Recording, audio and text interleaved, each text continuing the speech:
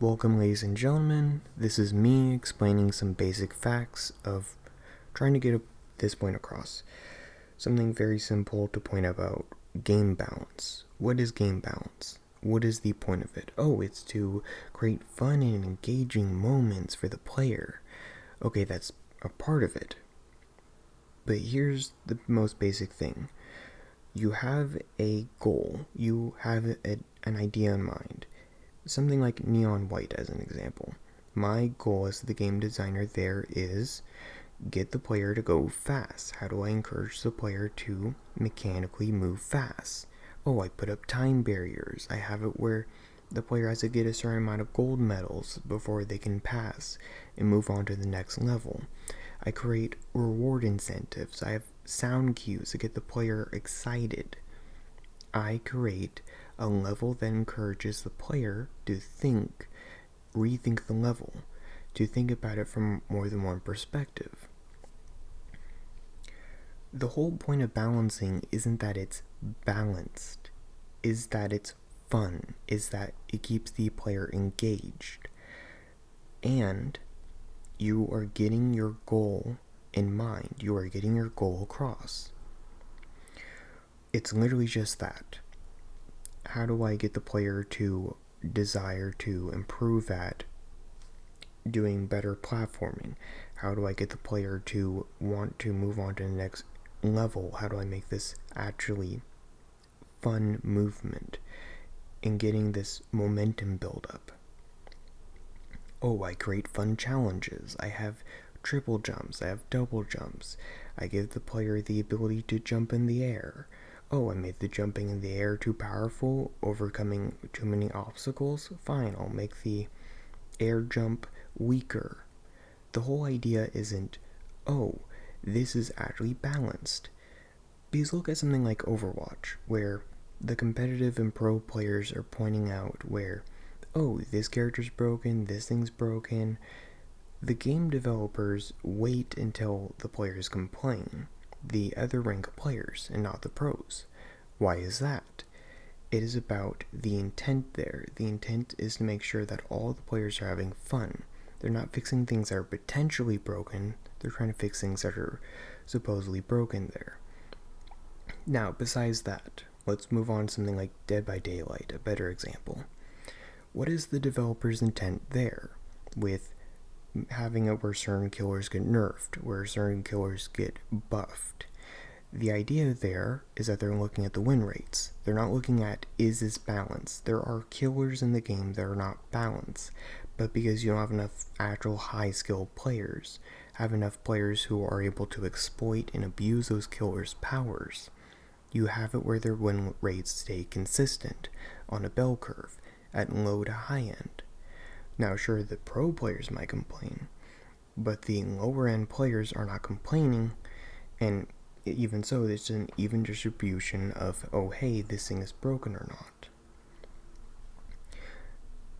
You could be focusing on wins, losses, you could be focusing on the usage rate. Oh, perfect example. Why is it that in Rainbow Six Siege, why did they nerf Jaeger so much? Simple. Too many people were playing him even if he was underpowered. As someone who played Jaeger a lot when playing Rainbow Six Siege, and I shut my mouth and stopped complaining so much after having to play noob for frickin' ever, when I actually got my hands on Jaeger, even when I lost, even when I was getting my butt kicked, I was having fun. Now, the developers don't care if you're having fun with this said character. Regardless, they went in and nerfed him. Why? Because he was being used too much. They wanted a certain operator to be used more, and they wanted different operators used in the meta more. So, what was the solution? Nerf him. Even if the character is underpowered, instead of making the other operators fun, which would be a lot harder, instead took the easy way out and nerfed Jaeger. It's never about, is this thing balanced? Because if that were the case, so many things would not be nerfed. So many game characters would be left alone, etc. Oh, why are we nerfing Pig again in Dead by Daylight? Oh, the win rates are going to go up for Pig. we don't want the win rate to go up for Pig. Therefore, we're going to nerf Pig. You have to understand that the developer is having a certain intent in mind, a certain idea of what they want the player to achieve. And there are game developers I'm seeing in the RPG design space who are thinking, why do I care about balance? Why should I care about balance? It's like, you will have systems that will be ignored because there is no challenge to the player. You will have certain things or certain aspects about your game completely negated, where said systems don't need to exist then. What is the point? What are you trying to achieve with your game? A lack of challenge means a lack of anything meaningful to the builds. Why should I switch from playing a baker versus playing a blacksmith?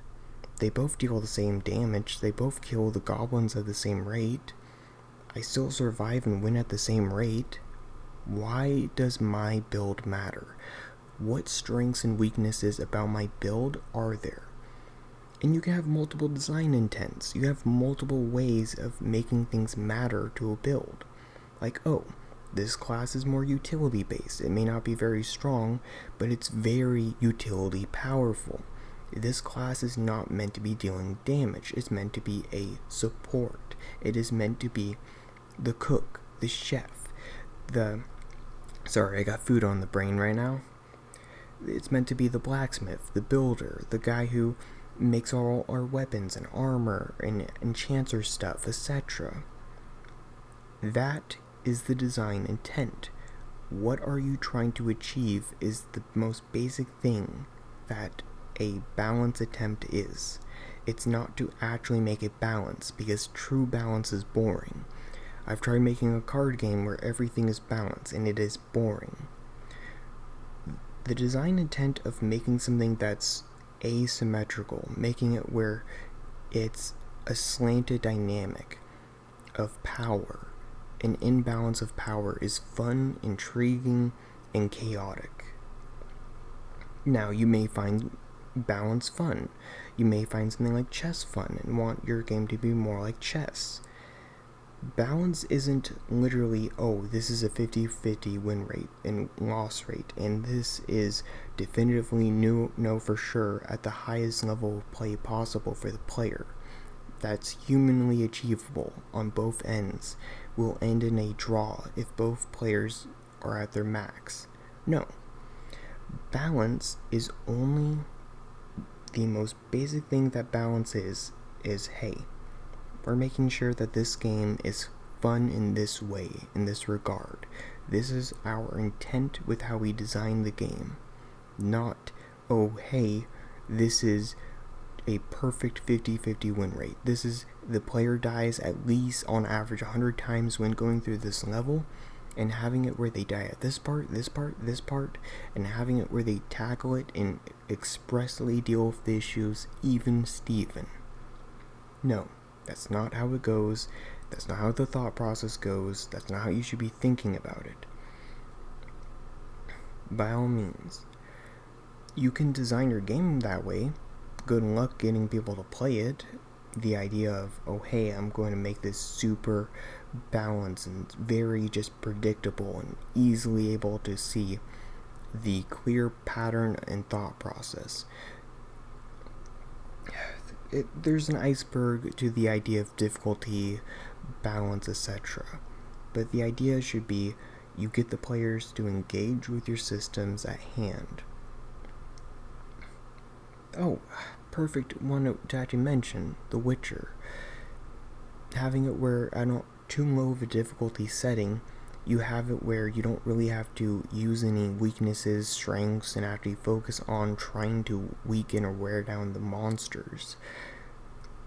But yeah, you already got enough examples explaining the issue at hand and going into depths and going at lengths of why the quote-unquote balance matters.